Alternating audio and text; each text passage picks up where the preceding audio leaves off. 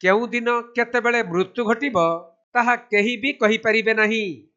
सेहीपरि एक अभावनीय दुखद घटना घटी जगतसिंहपुर जिला नाउगां थाना अधीन बाछाल पंचायतर अलणा गां निकटरे गोटे गछ कटा जाउथबा समय संसाइल ग्रामर प्रशांत सेठी नामक जने युवक गछटी को गोटे पाखक पकाइबा पई बंधा जाइथिबा रस्सी को धरिथिले।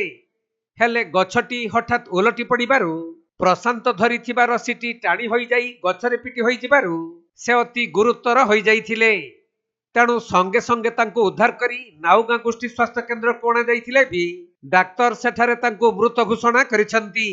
सेपटे एही घटना को नहीं उत्तेजना परिस्थिति सृष्टि हेबारु नाउगां पुलिस मेडिकल परिसर रे पहुंची मृतदेह को जबत करी घटनार छानभिन करुछंती।